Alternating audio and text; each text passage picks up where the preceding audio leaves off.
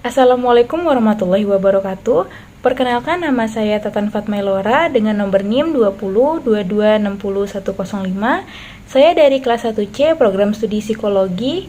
Saya di sini akan menjelaskan tentang materi fikih dan syariah.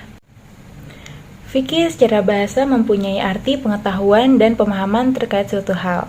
Secara istilah, sebagian ulama berpendapat bahwa fikih adalah disiplin ilmu yang membahas tentang hukum-hukum syara atau bersifat amaliyah, yang diperoleh dari dalil-dalil yang terperinci dari Al-Quran maupun hadis. Abu Ishaq bin Ali Al-Fairuzabazi Asyirazi mengatakan bahwa fikih adalah mengetahui beberapa hukum syariat yang diperoleh melalui ijtihad seorang mujtahid. Fikih bisa dimaknai sebagai elaborasi terhadap syariah yang berisi rincian atau kejelasan dari syariah. Ruang lingkup kajian fikih berada di dalam persoalan-persoalan yang berkaitan dengan amaliyah atau perbuatan manusia, yang pemahaman hukumnya didapatkan dari sumber hukum melalui serangkaian proses ijtihad. Karena didapatkan melalui proses ijtihad, maka banyak sekali perbedaan pendapat tentang suatu hukum yang disampaikan oleh mujtahid. Sumber hukum Islam yang pertama itu Al-Quran dan hadis. Lalu ijtihad itu ada qiyas, ihtisan, maslahah mursalah, saddu az-zarai, dan hasil ijtihad yaitu hukum itu sendiri. Selanjutnya yaitu hakikat syariah.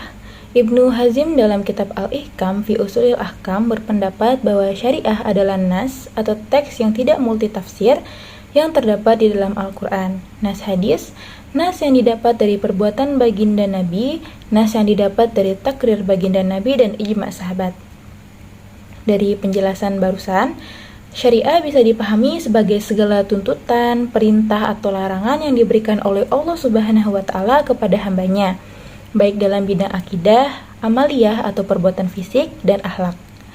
Semua sumber tuntutan perintah atau larangan tersebut bisa didapatkan dari teks yang terdapat dalam Al-Quran dan hadis.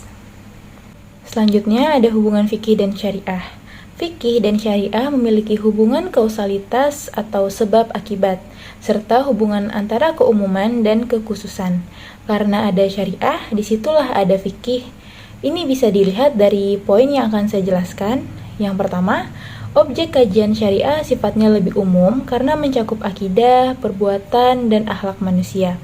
Sedangkan tidak membahas persoalan akidah dan akhlak. Fikih hanya berlaku pada amaliyah atau perbuatan manusia.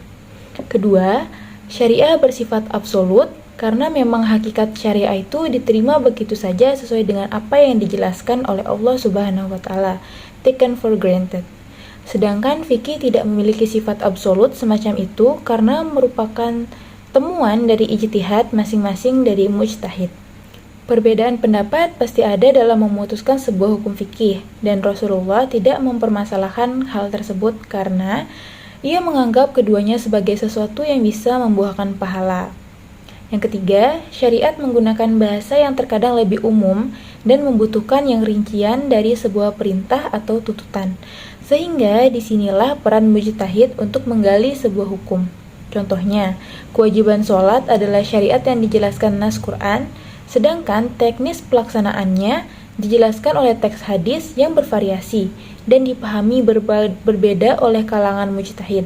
Misal terkait kesunahan kunut dan letak sujud sahwi.